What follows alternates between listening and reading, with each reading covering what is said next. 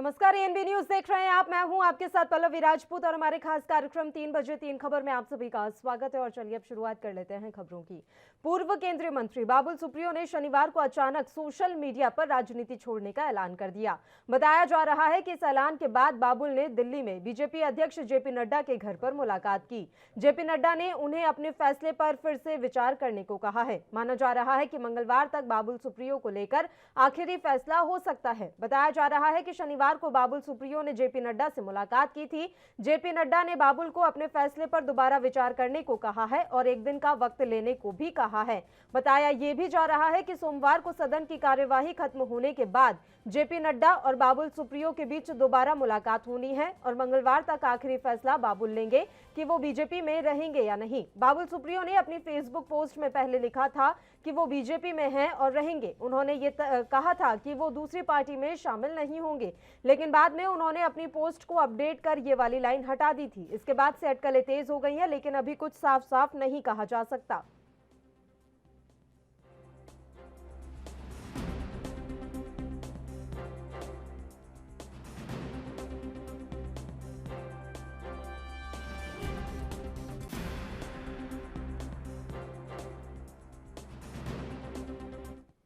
और टीएमसी से नीरज राय जी इस समय हमारे साथ फोन लाइन पर जुड़ गए हैं इस मसले पर चर्चा करने के लिए। नीरज जी, स्वागत है आपका एएनबी न्यूज पर। सर, सवाल मेरा सीधा सा है कि क्या बाबुल सुप्रियो टीएमसी में शामिल होने वाले हैं? इस तरह की अटकलें लगाई जा रही हैं लगातार। देखिए, इसमें कोई भी चीज हम अपने से नहीं कर सकता है कि क्या कह सकता हूँ कि क्या बाबुल सुप्रियो हमारे में ज्वाइन होने वाले हैं। पहले तो प्रश्न ये उठना चाहिए कि भारतीय जनता पार्टी के एक अच्छे नेता आखिरकार ऐसा निर्णय क्यों लिए और कैसे लिए। क्या बातें ऐसी हो गई थी जिससे कि उनको ये जरूरत हो गया कि नहीं, हमें संन्यास ले लेना चाहिए। इस पे होना चाहिए भाजपा को अपने सांगठनिक ढांचों पे थोड़ा सा समझदारी के साथ काम करने की आवश्यकता है, क्योंकि दूसरे के लोगों को, दूसरे नेताओं को ले जाना, दूसरे पार्टियों को बोलकर चलना कहीं नहीं दर्शाता है कि आप सर्वश्रेष्ठ हैं। हाँ, न हम सर्वश्रेष्ठ हैं। जब भाजपा अपने पे थोड़ा विचार करे और आते भी हैं तो हमें स्वागत है। इसमें कोई बात नहीं है, क्योंकि राजनीतिक दल हैं, राजनीतिक व्यक्ति हैं। अगर टीएमसी के लिए आते हैं तो हमें कोई आपत्ति नहीं है उन्हें लेने में, और हमको अच्छा ही रहेगा। बिल्कुल नीरज जी, लेकिन सवाल ये है कि आप किस तरीके से देख रहे हैं बाबुल सुप्रियो का इस तरीके से अचानक से राजनीति से संन्यास लेने का ऐलान कर देना, उसके बाद फेसबुक पोस्ट से कुछ लाइनें हटाकर उन्हें अपडेट करना, इसे आप कैसे देख रहे हैं? और सबसे बड़ी बात, आपकी नज़र में बाबुल सुप्रियो का राजनीति से मोह भंग आखिर किस कारण हो गया? हमारी नजर में यह भाजपा की जो गलत नीतियां चल रही हैं, सिर्फ ये चुनावी मोड में रहना, क्योंकि वो एक सांसद भी हैं, सांसद प्रतिनिधि भी हैं बाबुल सुप्रियो। वहां से भाजपा ने इनको उठाकर विधानसभा के लिए लगाया। भाजपा की गलत नीतियों का शिकार हो गए बाबुल सुप्रियो। उसके बाद जवाबदेही बनती है, हर जनप्रतिनिधि की जवाबदेही बनती है, सिर्फ भाजपा के ही नहीं, हर एक पार्टी के जनप्रतिनिधि की जवाबदेही बनती है। तो कहीं ना कहीं भारतीय जनता पार्टी विफल रही है और वो इस चीज को बता पाने में सही नहीं बता पाए लोगों के बीच में। जिस तरह से उन्हें केंद्रीय मंत्रिमंडल से बेदखल किया गया, उसके बाद से वे इस बात से काफी आहत थे। देखिए, ये तो कयास लगाए ही जा सकते हैं कि केंद्रीय मंत्रिमंडल से दखल क्यों किया गया, ऐसा क्या जरूरत पड़ गया था कि इस समय कोरोना से देश जूझ रहा था, युवाओं को रोजगार देना चाहिए था, लेकिन भाजपा मंत्रियों की भर्ती शुरू करी थी। तो ये सब चीजें हम ही नहीं सवाल उठा रहे हैं, आम जनता भी उनसे पूछ रही होगी, तमाम नेताओं से पूछ रही है भारतीय जनता पार्टी के। और ये इनकी जो एक कुशल रणनीति का न होना दर्शाता है। इसलिए इनको वे बहुत चीज अभी आगे देखते जाइए अब क्या होता है। खेला शुरू हो चुका है, वो केवल बंगाल से ही नहीं, पूरे देश में खेला शुरू हो चुका है। उसका एक बहुत ही बुरा असर पड़ने वाला है भारतीय जनता पार्टी पे। मैं एक चीज आपसे ये भी जानना चाहती हूँ कि अगर बाबुल सुप्रियो टीएमसी में आते हैं तो क्या उन्हें वैसा सम्मान दिया जाएगा जैसा वो भारतीय जनता पार्टी में अपेक्षा कर रहे थे? देखिए, सम्मान का कोई पैमाना नहीं होता है। सम्मान का और संपन्नता का, इन दो चीजों का कोई पैमाना नहीं होता है। जहां पर व्यक्ति संतुष्टि महसूस करता हो, संतुष्टि की प्राप्ति होती है। तो बाबुल सुप्रियो एक नेता है, जनप्रतिनिधि हैं। अगर जनता के बीच में जाते हैं, अपने पार्टी के नीतियों के बारे में अगर नहीं बता पाने सक्षम नहीं है, तो उनको सम्मान वहां पे वो नहीं माना जाएगा, नहीं सम्मान नहीं, उनको अपमानित साबित होने लगेगा व्यक्ति। तो यह चीजें हैं। हमारे में आते हैं तो हमारे में आते हैं तो हम तो काम कर बैठे हुए हैं। हमारी सरकार है, केंद्र की सरकार, आपने देखा वहां पर कि हमारे सम्माननीय प्रधानमंत्री जी से लेकर पूरा केंद्रीय मंत्री और 10 से 12 प्रदेशों के मुख्यमंत्री वहां पे हमको विफल साबित करने में लगे थे, लेकिन जनता ने जनादेश का दिया, हमें सम्मान दिया और जनता का हमने उस चीज को जनता ने ताज पहनाया। हमें तीसरी बार काबिज हुआ तो मैं काम करके वहां पर आया हूँ। अब भारतीय जनता पार्टी केवल कहती है कि भाजपा कार्यकर्ताओं की पार्टी है, लेकिन वास्तविकता यह है कि कैडर बेस्ड पार्टी टीएमसी है। कोई इसमें नेता नहीं है, सब कार्यकर्ता हैं, एक नीचे से लेके दीदी तक सब कार्यकर्ता की तरह काम करते हैं। इस समय संजय आहूजा जी हमारे साथ फोन लाइन पर जुड़ गए हैं, जो कि भारतीय जनता पार्टी के प्रवक्ता हैं। संजय जी, स्वागत है आपका एएनबी न्यूज पर। सर, अचानक से बाबुल सुप्रियो का राजनीति छोड़ने का ऐलान, उसके बाद उन्होंने अपनी फेसबुक पोस्ट को अपडेट किया, ये सब क्या दर्शा रहा है? क्या राजनीति से उनका मोह भंग हुआ है या सिर्फ भारतीय जनता पार्टी से उनका मोह भंग हो गया है? देखिए, ये तो उनका व्यक्तिगत है कि उनका मोह भंग राजनीति से हुआ या भारतीय जनता पार्टी से हुआ है। मुझे ऐसा नहीं लगता कि उनका भाजपा से कोई मोह भंग हुआ है। ये अब उनका व्यक्तिगत है। और अभी टीएमसी के हमारे भाई प्रवक्ता बता रहे थे कि भाजपा ने क्या किया और टीएमसी ने क्या किया। ये तो पूरी दुनिया को मालूम हो गया कि चुनाव जीतने के बाद कितना उन्होंने उत्पात मचाया। टीएमसी की जब सरकार बनी बंगाल में तो कितना उत्पात मचाया और कितने भाजपा कार्यकर्ताओं को प्रताड़ित किया और उन पर हमले हुए। तो ये किस उस पे कह रहे हैं कि भारतीय जनता पार्टी मतलब एक देश विरोधी काम करती है, और ये सबसे बड़ी पार्टी टीएमसी है जो देश विरोधी काम कर रही है वहाँ पे बंगाल में। अभी बात ये है ना संजय जी, अगर इस तरह से बाबुल सुप्रियो अचानक से राजनीति छोड़ रहे हैं, पार्टी भी वो छोड़ रहे हैं, अगर मान लीजिए, संभावनाएं क्योंकि सबके लिए खुली होती हैं, कि मान लीजिए अगर वो टीएमसी में शामिल होने का मन बना लेते हैं, तो इससे आपकी कितनी किरकिरी होने वाली है? नहीं, इसमें मैं इस चीज को नहीं मानता जी। ये भविष्य में क्या होने वाला है इसके ऊपर तो हम कुछ भी नहीं कह सकते।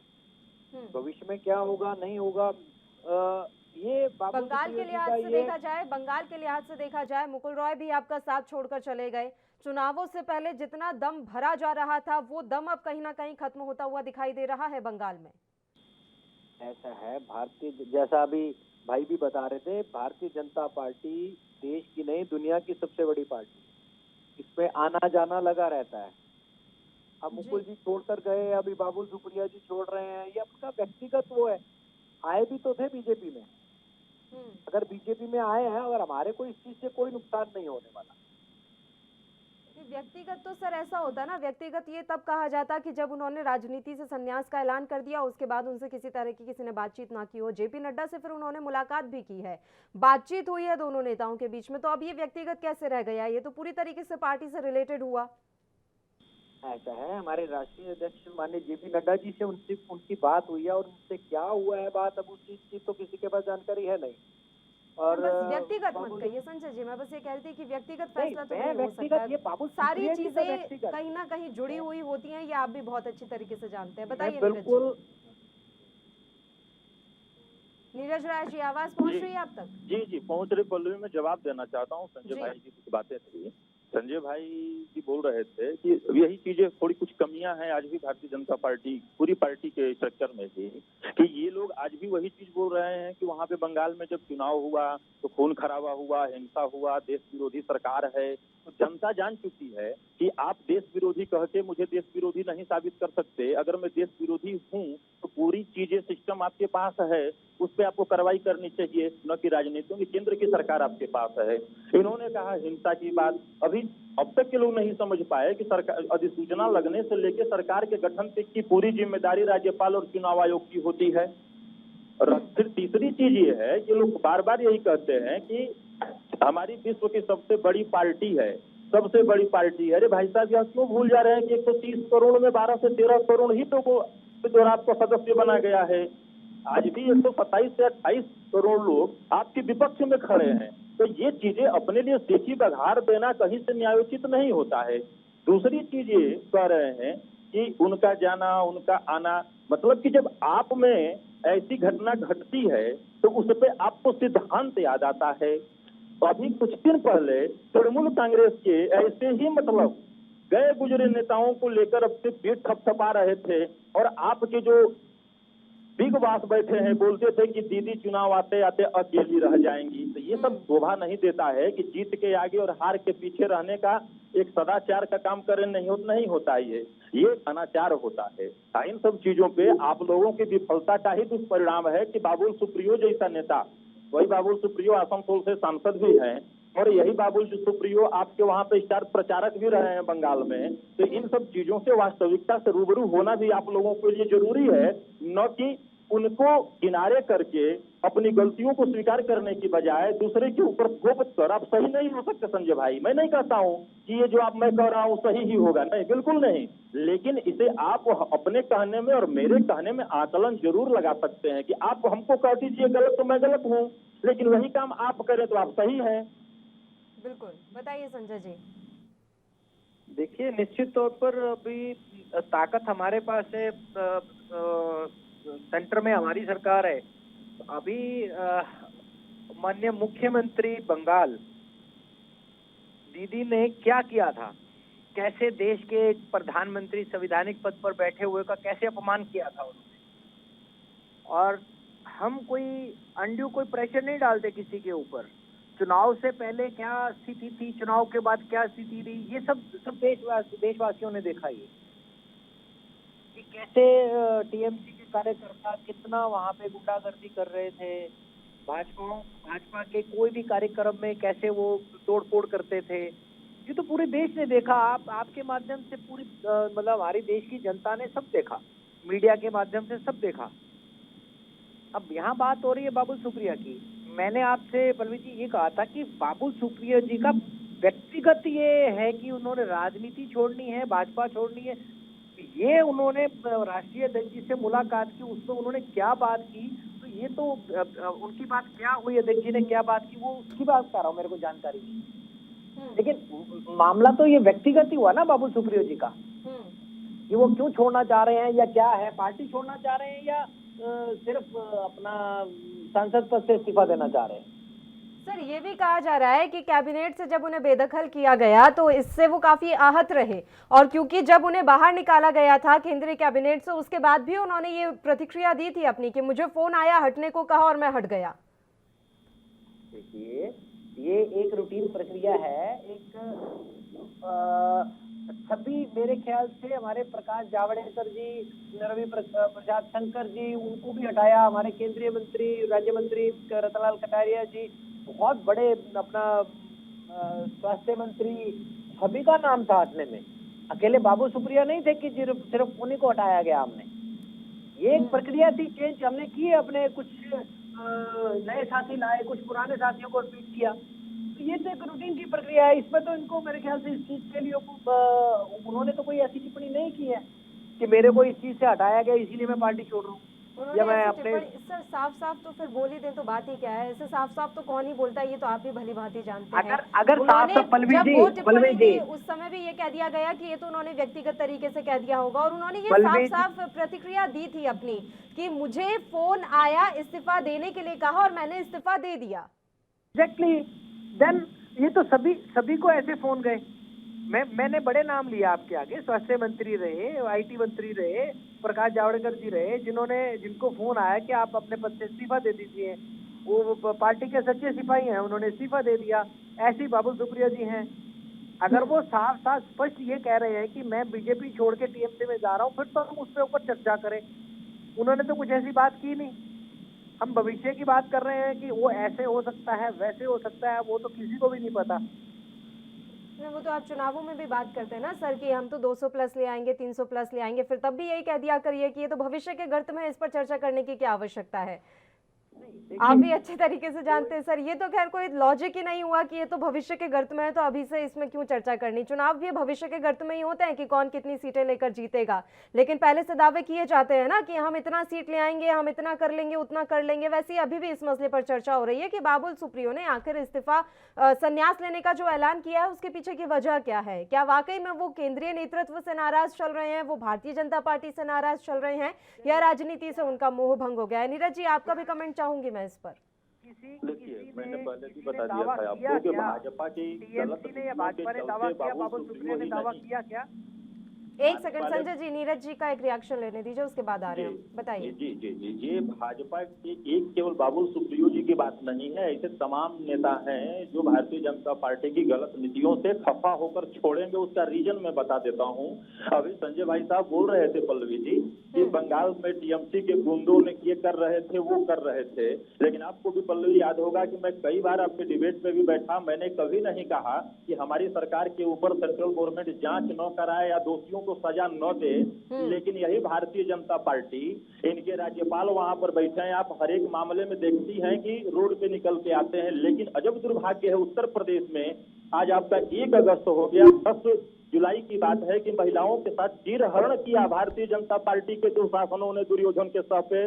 वो याद आ गया घटनाक्रम जो कि आपके महाभारत का, कि धृतराष्ट्र के दरबार में कृपाचार्य, द्रोणाचार्य, भीष्म जैसे महाबलियों के होते किया गया था यहाँ पर। फिर भी इनके राज्यपाल हो या हमारे मोदी जी हो, जो कि हमारे प्रधानमंत्री जी भी हैं और भाजपा के यशस्वी नेता भी हैं, किसी का कमेंट नहीं आया।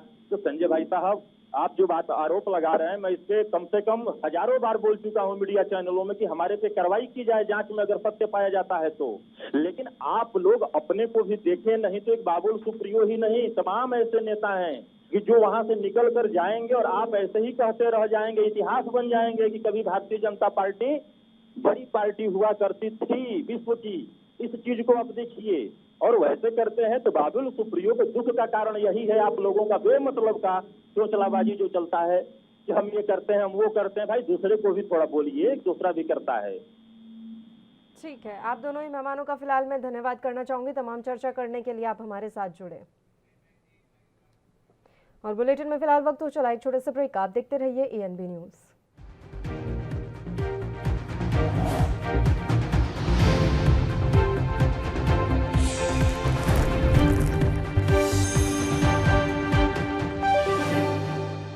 चलिए अपनी अगली खबर का हम रुख कर लेते हैं। देश के कई राज्यों में आगामी 2022 का विधानसभा चुनाव होना है, इसे लेकर सभी दल अपनी तैयारियां शुरू कर चुके हैं। वहीं उत्तराखंड में मिशन 2022 की शुरुआत हो चुकी है। सियासी दल अपने अपने संगठन और समीकरण मजबूत करने में जुट गए हैं। प्रदेश में बीजेपी ने भी अपने वर्चस्व की तैयारी शुरू कर दी है। इसे लेकर आज सूबे के कैबिनेट मंत्री यतीश्वरानंद रुड़की, झबरेड़ा और भगवानपुर विधानसभा पहुंचे, जहां पर उनका जोरदार स्वागत किया गया। इस दौरान उन्होंने नेताओं के साथ विधानसभा चुनावों को लेकर चर्चा की, साथ ही बीजेपी नेताओं और कार्यकर्ताओं में ऊर्जा भरने का भी काम किया। पत्रकारों से बातचीत में यतीश्वरानंद ने कहा कि आगामी विधानसभा चुनाव उनकी पार्टी भारी बहुमत से जीतेगी और नरेंद्र मोदी के नेतृत्व में बीजेपी का परचम लहराएगा। उन्होंने ये भी कहा कि हमारे विधायक अपनी अपनी विधानसभा के विकास कार्यों को लेकर गंभीर हैं।